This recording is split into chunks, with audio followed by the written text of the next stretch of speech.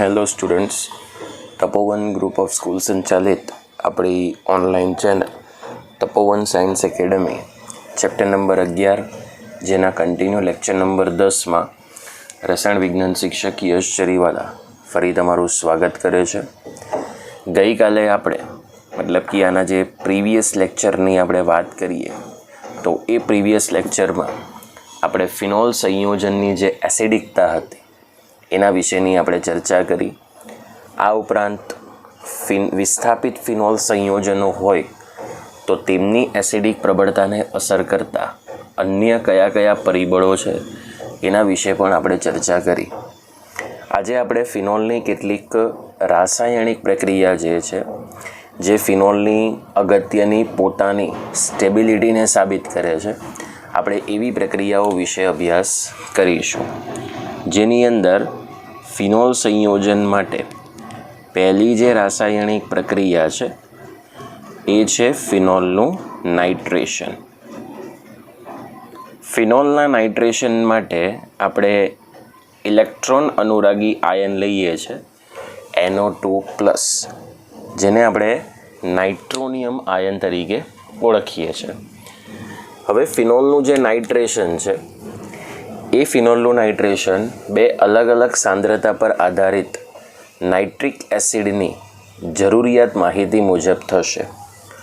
સૌથી પહેલી વાત કરીએ કે જો ફિનોલનું નાઇટ્રેશન 298 કેલ્વિન તાપમાને મંદ HNO3 મંદ નાઇટ્રિક એસિડની હાજરીમાં કરવામાં આવે તો ઓર્થો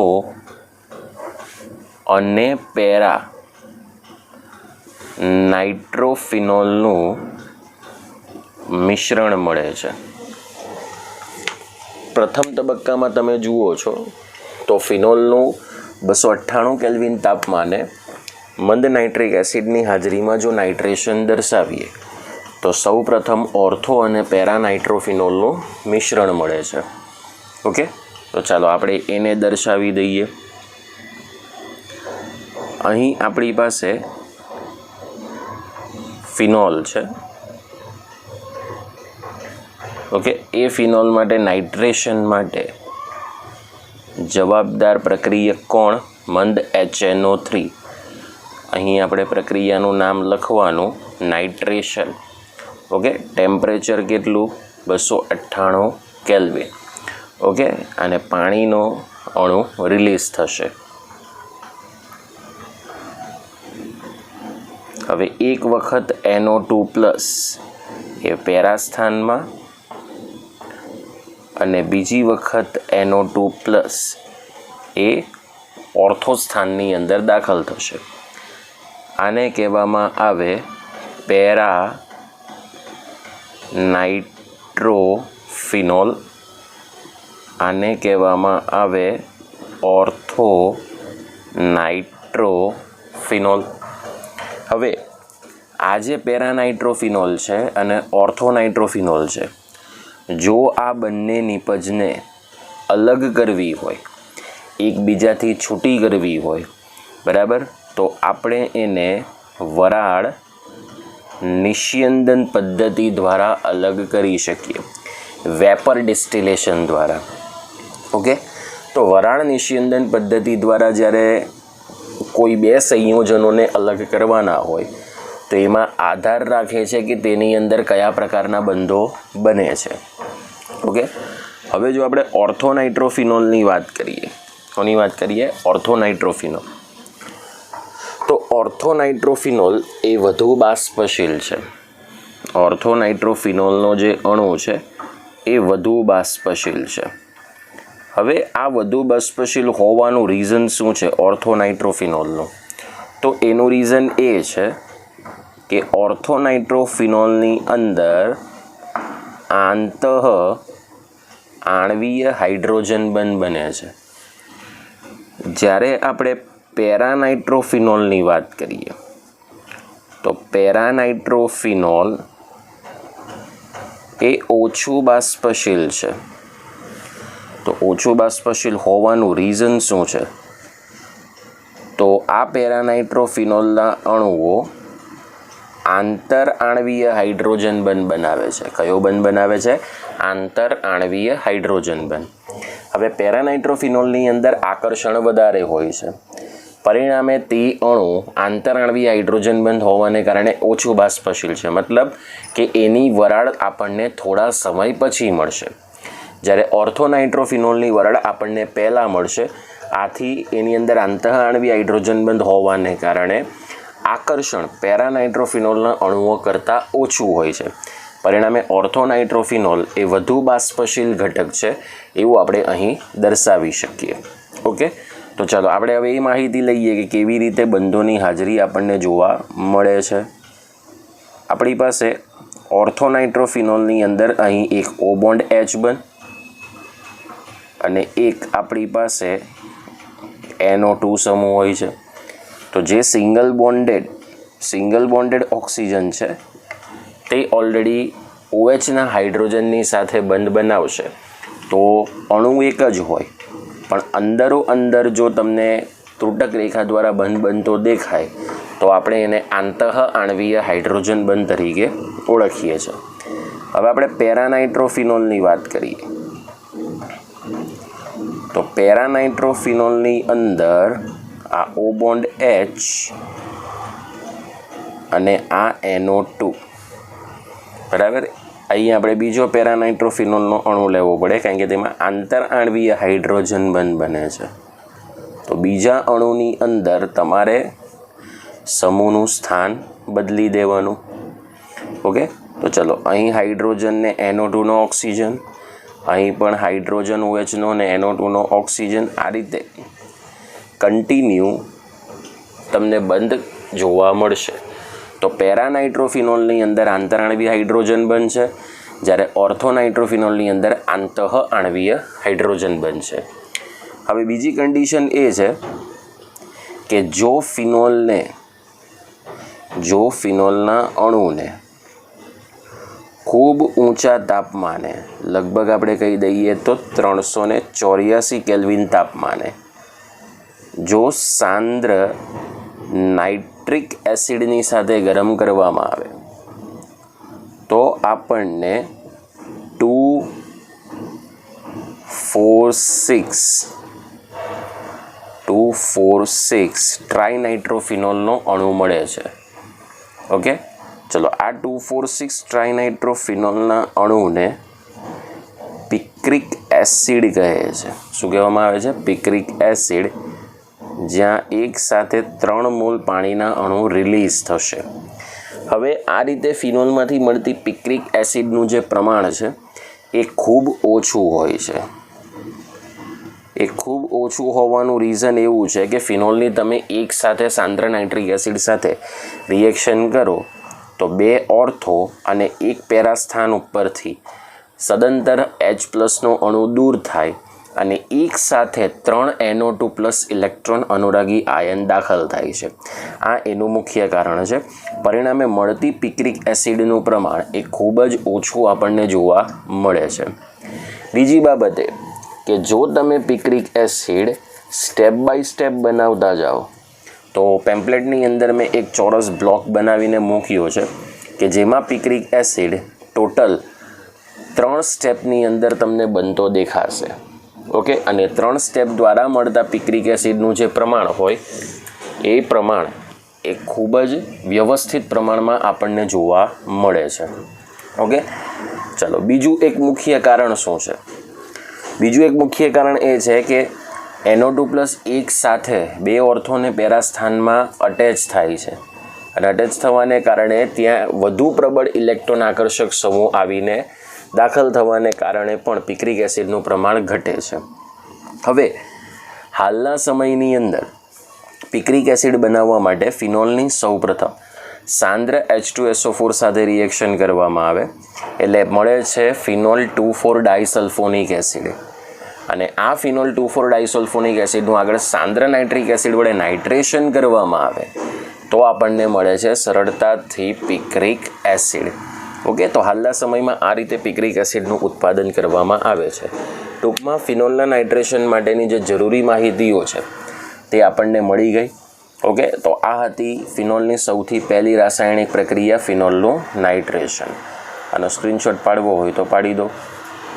હવે આપણે જઈએ ફિનોલની સેકન્ડ રિએક્શન, ફિનોલનું હેલોજિનેશન, અને એમાં પણ આપણે બ્રોમિનેશન માટે જ અભ્યાસ કરીશું. ચલો, સેકન્ડ આપણી પાસે જે રિએક્શન છે એ છે ફિનોલનું બ્રોમિનેશન, જેને આપણે હેલોજિનેશન કહીએ છીએ, જેની અંદર ઇલેક્ટ્રોન અનુરાગી આયન આવશે Br+. ઓકે, હવે આપણે ફિનોલના બ્રોમિનેશનની વાત કરીએ તો ફિનોલનું બ્રોમિનેશન બે અલગ અલગ પરિસ્થિતિ અથવા તો જુદી જુદી પ્રક્રિયા પરિસ્થિતિ પ્રમાણે કરો તો આપણને જુદી જુદી બ્રોમિન વ્યુત્પન્નવાળી ફિનોલની નીપજ મળે છે, જેની અંદર આપણે સૌથી પહેલાં લઈએ કે ફિનોલની પ્રક્રિયા CHCl3 અથવા CS2 ક્લોરોફોર્મ અથવા કાર્બન ડાઇસલ્ફાઇડ જેવા નીચી ધ્રુવીયતા ધરાવતા દ્રાવકની હાજરીમાં જો બ્રોમિન વડે બ્રોમિનેશન કરવામાં આવે તો મોનો બ્રોમો ફિનોલનો અણુ મળે છે. મોનો બ્રોમો ફિનોલનો અણુ આપણને પ્રાપ્ત થાય છે. પણ આના માટે તાપમાન આપણે 273 કેલ્વિન, જે નવા સિલેબસ પ્રમાણે છે, જૂના સિલેબસ મુજબ આ 273થી 278 કેલ્વિન ટેમ્પરેચર હતું. તો બંને ટેમ્પરેચર વેલિડ ગણવામાં આવે છે, પણ તમારે નવા સિલેબસ મુજબ ટેમ્પરેચર કયું મહત્ત્વ આપવાનું? 273 કેલ્વિન. હવે આપણે રિએક્શન જોઈએ. ચલો, આપણી પાસે શરૂઆતનો અણુ છે ફિનોલ, જેનું આપણે બ્રોમિનેશન કરવાનું છે. તો બ્રોમિનેશન માટે આપણે એક દ્રાવક લઈ લઈએ, કાર્બન ડાઇસલ્ફાઇડ, જેની ડાયબ્રોમિન વડે જો બ્રોમિનેશન કરવામાં આવે 273 કેલ્વિન ટેમ્પરેચર, એટલે આપણને એક Br+ ઓર્થો સ્થાનમાં અને એક Br+ એ પેરા સ્થાનમાં દાખલ થયેલો જોવા મળશે. આને કહેવાય ઓર્થોબ્રોમોફિનોલ, આને કહેવાય પેરાબ્રોમોફિનોલ. પણ આ આપણી પાસે ગૌણ નિપજ છે, આ આપણી પાસે મુખ્ય નિપજ છે, એટલે -2 મોલ્સ ઓફ HBr દૂર થશે, એટલે 2 મોલ્સ ઓફ Br2નો ઉપયોગ કરવો પડે. એનો મતલબ કે અહીં ફક્ત તમને પેરાબ્રોમોફિનોલ નિપજ જે છે એ આપણને મુખ્ય નિપજ તરીકે જોવા મળશે. હવે જનરલી તમે જોવા જાઓ તો ફિનોલના બ્રોમિનેશનની અંદર Br2નો અણુ એડ છે. જ્યારે પણ બ્રોમિનનો અણુ કે કોઈ પણ ડાયહેલોજનનો અણુ ઇલેક્ટ્રોન અનુરાગી વિસ્થાપન પ્રક્રિયા દર્શાવે તો એના માટે ધ્રુવીભવન જોવા મળે છે. ધ્રુવીભવન એટલે શું?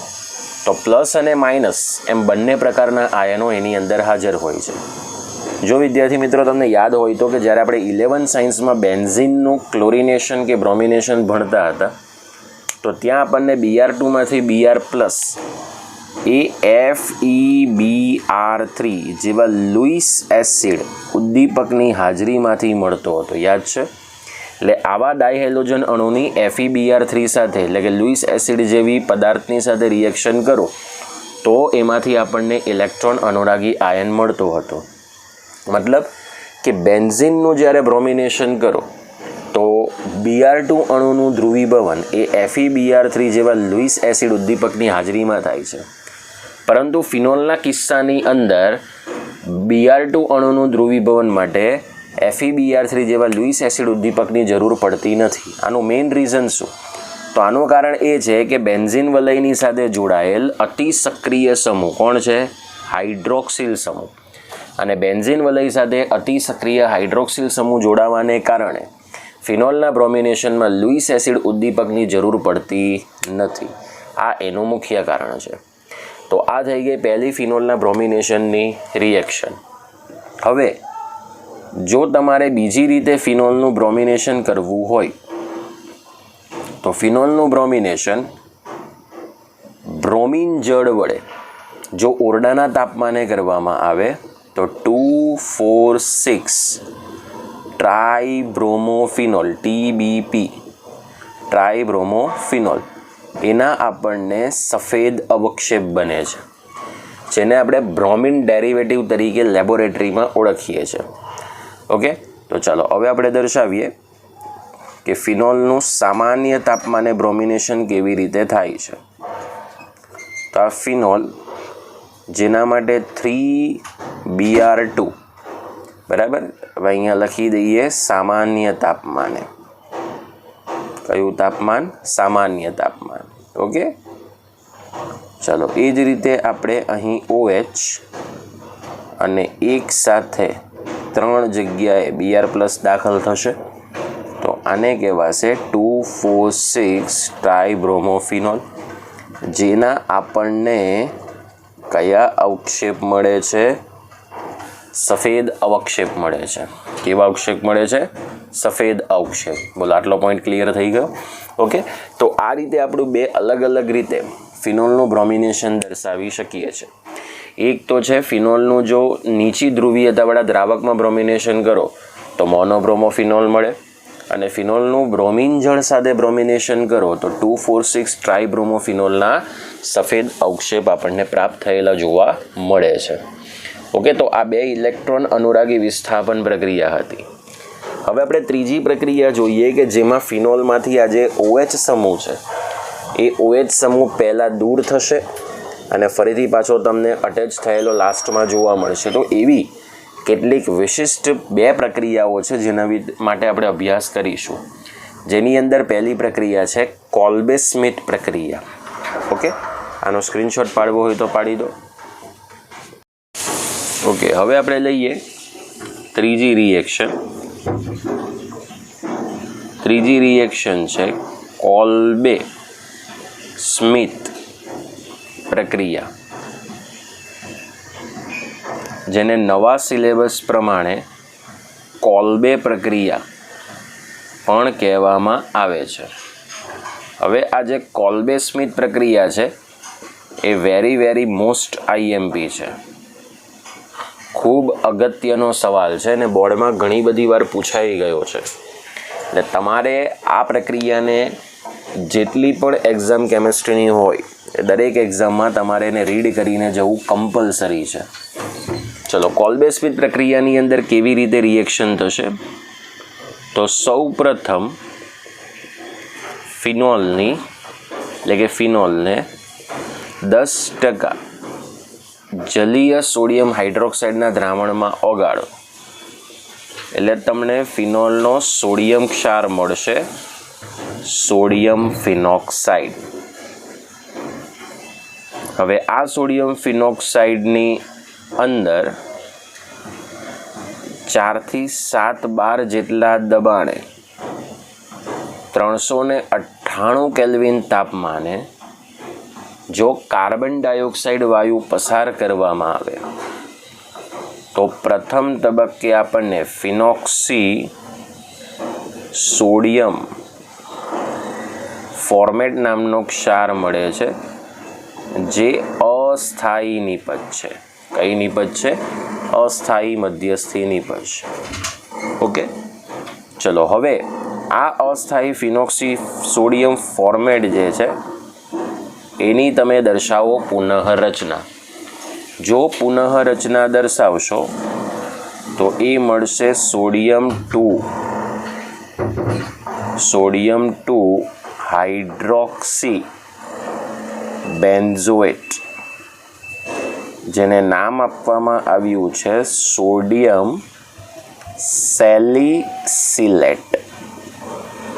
અને આ સોડિયમ સેલિસિલેટની અંદર જો તમે સાંદ્ર હાઇડ્રોક્લોરિક એસિડને દાખલ કરશો તો એને આપણને જે પદાર્થ મળશે એને કહેવામાં આવશે સેલિસિલિક. શું કહેવામાં આવશે? Salicylic acid. આ સેલિસિલિક એસિડનું IUPAC નામ છે 2 હાઇડ્રોક્સી બેન્ઝોઇક એસિડ. તો આ રીતે જે ફિનોલમાંથી સેલિસિલિક એસિડ મેળવવા માટેની જે આખો માર્ગ છે એ માર્ગને કહેવામાં આવ્યું છે કોલ્બે સ્મિથ પ્રક્રિયા. શું કહેવામાં આવ્યું છે? કોલ્બે સ્મિથ પ્રક્રિયા. તો આ છે સંપૂર્ણ પ્રમાણેનો એનો ફ્લો ચાર્ટ કે જે રીતે આપણે કોલ્બે પ્રક્રિયાને ડિસ્ક્રાઇબ કરી શકીએ. ફરી એનું વર્ણન રિપીટ કરું છું, જરા ધ્યાનથી જોજો. ફિનોલને 10% જલીય સોડિયમ હાઇડ્રોક્સાઇડના દ્રાવણમાં ઓગાળી સૌપ્રથમ સોડિયમ ફિનોક્સાઇડ નામનો ક્ષાર મળે છે, જેને બંધ પાત્રમાં 4 થી 7 બાર દબાણે અને 398 કેલ્વિન તાપમાને જો CO2 વાયુ પસાર કરવામાં આવે તો સૌપ્રથમ અસ્થાયી ફિનોક્સી સોડિયમ ફોર્મેટ નામનો ક્ષાર મળે છે, જેની પુનઃરચનાથી સોડિયમ 2 હાઇડ્રોક્સી બેન્ઝોએટ એટલે કે સોડિયમ સેલિસિલેટ નામનો પદાર્થ મળે છે, જેની સાંદ્ર HCl સાથે જલવિભાજન પ્રક્રિયા થઈ સેલિસિલિક એસિડનું નિર્માણ થાય. હવે આપણે આગળ જોઈ ચૂક્યા છે કે સેલિસિલિક એસિડનો ઉપયોગ એ એસ્પિરિન અને મિથાઇલ સેલિસિલેટ જેવા પદાર્થો કે જે વેદનાહર ઔષધો છે એના ઉત્પાદન માટે કરવામાં આવે છે. તો સેલિસિલિક એસિડમાંથી એસ્પિરિન અને મિથાઇલ સેલિસિલેટ કેવી રીતે બને છે એ આપણે આ જ ચેપ્ટરના અગાઉના લેક્ચરની અંદર જોઈ ગયા છે. એસ્પિરિનનું નામ છે 2-એસિટાઇલોક્સી બેન્ઝોઇક એસિડ, જે એનું નામ કયું બને છે? IUPAC નામ બને છે. અને મિથાઇલ સેલિસિલેટ માટે મિથાઇલ 2 હાઇડ્રોક્સી બેન્ઝોએટ કે જેને આપણે મિથાઇલ સેલિસિલેટ તરીકે ઓળખીએ છીએ. હવે આપણે સંપૂર્ણ રિએક્શન જોઈએ. ઓકે, ચલો સૌપ્રથમ આપણી પાસે અહીં આવશે ફિનોલનો અણુ. આ આપણી પાસે છે ફિનોલ.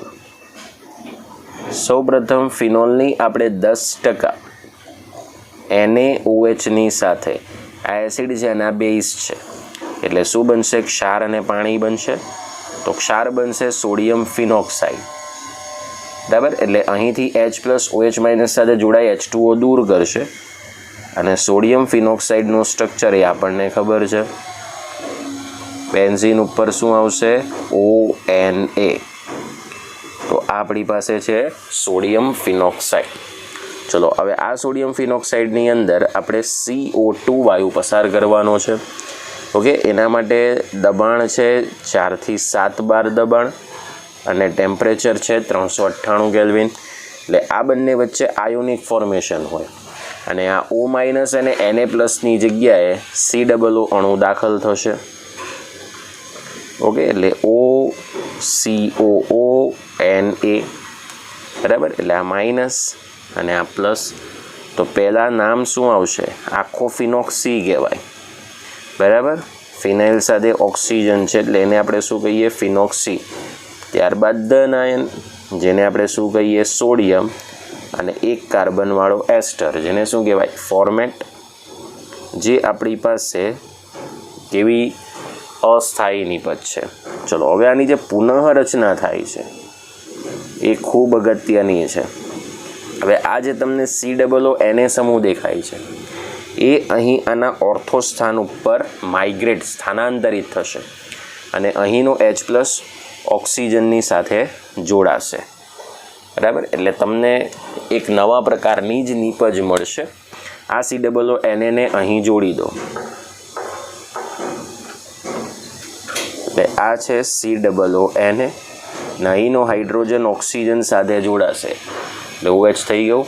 COOની અગ્રિમતા વધારે એટલે આ 1 અને આ 2, અહીં માઇનસ અને આ પ્લસ. એટલે પહેલાં ધન આયનનું નામ આવશે. તો બોલો, ધન આયન તરીકે પહેલાં કોણ છે? સોડિયમ. પછી આ સેકન્ડ ઉપર બોલો કયો સમૂહ છે? હાઇડ્રોક્સી, બરાબર. અને બેન્ઝીન સાથે બેન્ઝોએટ એટલે એસ્ટર સમૂહ એટલે એને શું કહેવાય? બેન્ઝોએટ. એટલે આનું સામાન્ય નામ છે સોડિયમ સેલિસિલેટ. કયું નામ છે? Sodium salicylate. ચલો હવે એની અંદર તમે એડ કરો છો સાંદ્ર હાઇડ્રોક્લોરિક એસિડ. એટલે આડ પેદાશ કઈ દૂર થશે? NaCl.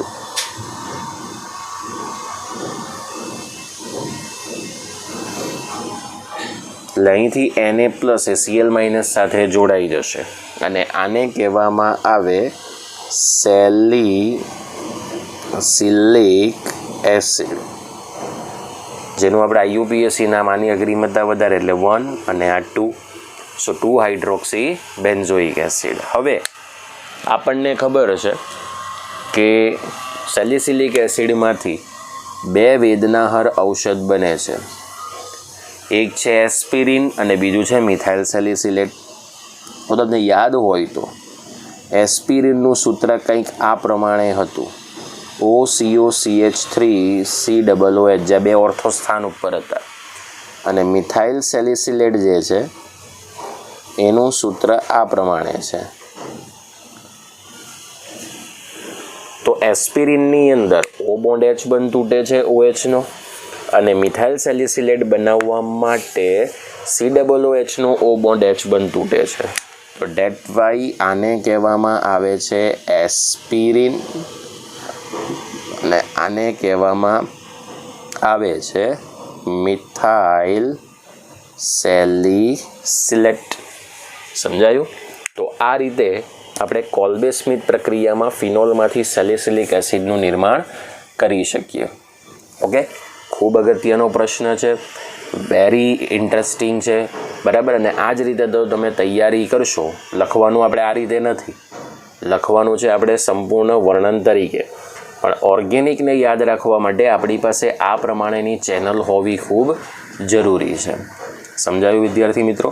ઓકે, તો આ હતી આપણી પાસે કોલ્બે એટલે કે કોલ્બે સ્મિથ પ્રક્રિયા, જેમાં સેલિસિલિક એસિડમાંથી એસ્પિરિન અને સેલિસિલિક એસિડમાંથી મિથાઇલ સેલિસિલેટ નામના વેદનાહર ઔષધો બનાવવામાં આવે છે.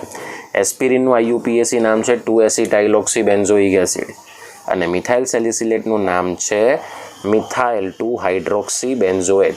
આના જેવું જ નામ છે, સોડિયમની જગ્યાએ ફક્ત ધન આયન કયો મૂકી દેવાનો? મિથાઇલ. પોઈન્ટ ક્લિયર થઈ ગયો? તો આ હતી આપણી પાસે કોલ્બે સ્મિથ પ્રક્રિયા. મેઇન અગત્યનું છે સેલિસિલિક એસિડ, કે એમાંથી 2 અગત્યના પદાર્થો બનાવવામાં આવે. કોલ્બે પ્રક્રિયા આવે એટલે એક જ વાત ધ્યાનમાં રાખવાની, ફિનોલમાંથી બનાવવાનું શું? Salicylic acid. અને આ એનો સંપૂર્ણ માર્ગ છે. હવે આપણે આના જેવી બીજી એક રિએક્શન જોઈએ જેનું નામ છે રીમર-ટીમાન પ્રક્રિયા. ઓકે, આનો સ્ક્રીનશોટ પાડી દો. ચલો, ત્યાર પછી ચોથા નંબરની રિએક્શન છે જેને કહેવામાં આવે છે રીમર-ટીમાન પ્રક્રિયા.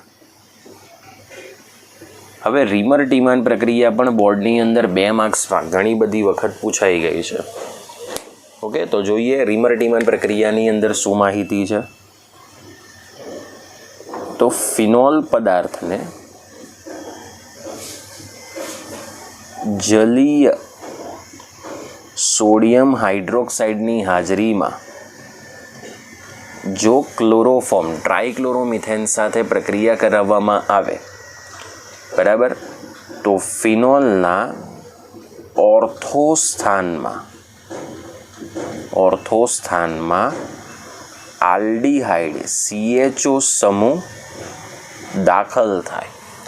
મતલબ કે ફિનોલના ઓર્થોસ્થાનમાં જો CHO સમૂહ દાખલ થાય તો તે પ્રક્રિયાને કહેવામાં આવે છે રીમર-ટીમાન પ્રક્રિયા. પરંતુ આ પ્રક્રિયાની અંદર એક અસ્થાયી મધ્યસ્થી નિપજ બને છે, બરાબર. હવે આ અસ્થાયી મધ્યસ્થી નિપજ કઈ? તો ડાઇક્લોરોફિનાઇલ મિથેન. કઈ છે? ડાઇક્લોરોફિનાઇલ મિથેન, જે એક પ્રકારનો બેન્ઝાલ ક્લોરાઇડ છે.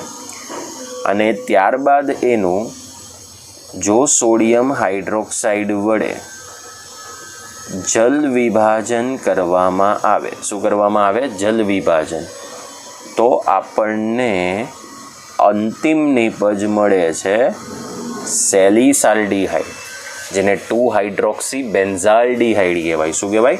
2-હાઇડ્રોક્સીબેન્ઝાલ્ડીહાઇડ. હવે જોજો કઈ રીતે એની રિએક્શન થાય છે, બરાબર. ચાલો, શરૂઆતનો જે પદાર્થ છે એ તો ઓલવેઝ આપણે કયો લેવાનો? ફિનોલ, કારણ કે ફિનોલની જ રાસાયણિક પ્રક્રિયાઓ છે, બરાબર. ચલો, સૌ પ્રથમ આપણે રિએક્શન કરવાની છે. NaOHની હાજરીમાં ક્લોરોફોર્મની સાથે, બરાબર, એટલે પહેલાં અસ્થાયી નિપજ મળશે, એટલે આપણે એને ચોરસ કૌંસમાં મૂકીએ.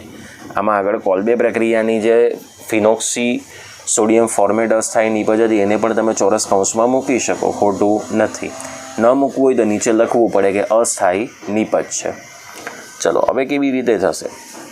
અહીંથી જે એક Cl માઇનસ છે એ દૂર થઈ જશે, બરાબર,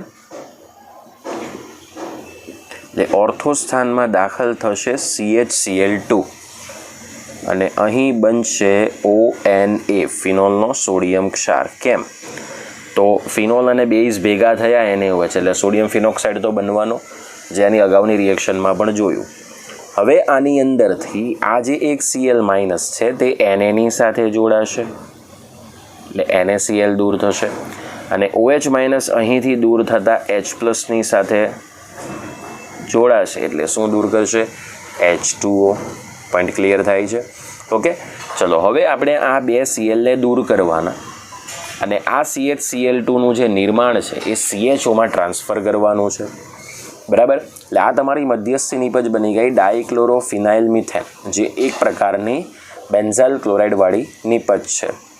ઓકે, ચલો હવે આ બે Clને દૂર કરવા માટે તમારે 2 મોલ્સ ઓફ NaOHનો ઉપયોગ કરવો પડશે, બરાબર. 2 મોલ્સ ઓફ NaOHનો ઉપયોગ કરો એટલે 2 મોલ્સ ઓફ NaCl દૂર થઈ જશે.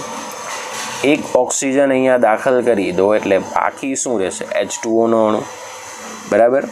એટલે જુઓ અહીં તમને નિપજ મળી ગઈ આ ONA અને CHO, બરાબર. આ O માઇનસ અને Na પ્લસ, એટલે જો તમારે આને નામ આપવું હોય તો CHOની અગ્રિમતા વધારે એટલે 1 અને આ આવશે 2, બરાબર. તો આને શું કહેવામાં આવે? Sodium 2 hydroxy benzaldehyde. શું કહેવામાં આવે? સોડિયમ 2 હાઇડ્રોક્સી બેન્ઝાલ્ડિહાઇડ, કારણ કે એક પ્રકારનો હાઇડ્રોક્સિલ સમૂહમાં જ કન્વર્ટ થવાનો છે. હવે આની અંદર તમે દાખલ કરી દો HCl, અથવા તમે અહીંયા લખી શકો H+, બંને લખી શકો. એ દૂર શું થશે? બોલો, NaCl અથવા Na+ દૂર થશે. એટલે અહીંયા OH અને CHO, બરાબર. તો આને કહેવામાં આવે સેલિસાલ્ડીહાઇડ અથવા 2 હાઇડ્રોક્સી બેન્ઝાલ્ડિહાઇડ. એનો મતલબ કે ફિનોલમાંથી સેલિસાલ્ડીહાઇડ બનવાની પ્રક્રિયા એ રીમર-ટીમાન પ્રક્રિયા, અને ફિનોલમાંથી સેલિસિલિક એસિડ બનવાની પ્રક્રિયા એટલે કોલ્બે સ્મિથ પ્રક્રિયા. પોઈન્ટ ક્લિયર થયો? બસ આ જ ડિફરન્સ તમારે ધ્યાનમાં રાખવાનો. હવે આપણે જે સૌથી છેલ્લી પ્રક્રિયા અને આ લેક્ચરનો સૌથી છેલ્લો પ્રશ્ન, બરાબર, એ છે ફિનોલનું ઓક્સિડેશન.